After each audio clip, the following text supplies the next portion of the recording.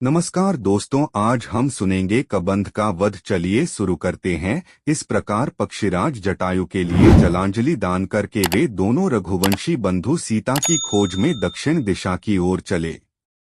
कुछ दूर आगे चलकर वे एक ऐसे वन में पहुंचे जो बहुत से वृक्षों, झाड़ियों एवं लता बेलों द्वारा सभी ओर से घिरा हुआ था तथा अत्यंत दुर्गम, गहन और दुर्गम था। उसे पार कर वे क्रौचारण्य नामक वन, जो कि जनस्थान से 3 कोस दूरी पर स्थित था, के भीतर पहुंचे। वह वन भी सघन अनेक मेघों के समूह के सदृश श्याम प्रतीत होता था, किंतु विविध रंग के सुंदर फूलों से सुशोभित होने का कारण हर्षोत्फुल्ल सा भी जान पड़ता था। उसके भीतर अनेक पशु पक्षी निवास करते थे। वहां पर उन्होंने सीता को खोजना आरंभ किया, किंतु बहुत खोजने पर भी जब कोई परिणाम नहीं निकला तो वे और आगे चले। इस वन को पार करके मतंग मुनि के आश्रम ले पास जा पहुंचे। वह वन भी भयानक और हिंसक पशुओं से परिपूर्ण था। घूमते घूमते वे ऐसी पर्वत कंदरा पर पहुंचे तो पाताल की भांति गहरी तथा सदा अंधकार से आवर्त रहती थी। उस विशाल कंदरा के मुख पर एक अत्यंत मलिन, लंबे पेट वाली, बड़े बड़े दांतों और बिखरे केश वाली, मलिनमुखी विकराल राक्षसी बैठी हुई हड्डी चबा रही थी।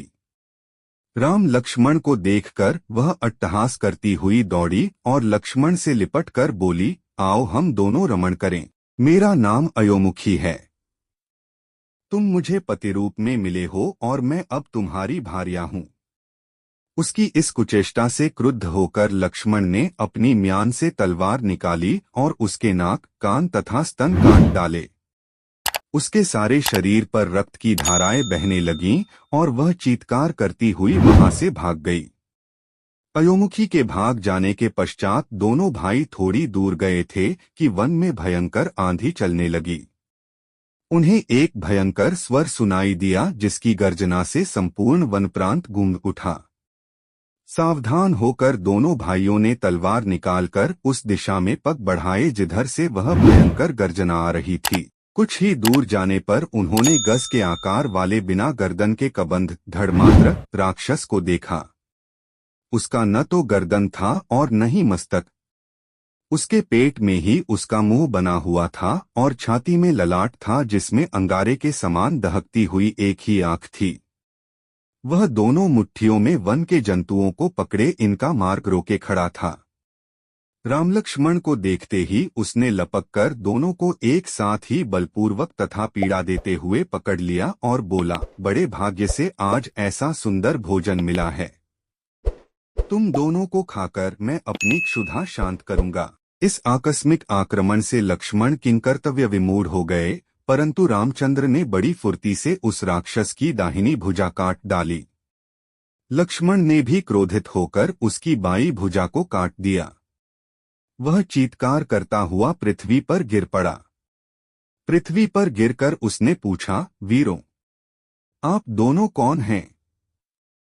उसके इस प्रकार पूछने पर लक्ष्मण ने उसे दोनों भाइयों का परिचय दिया।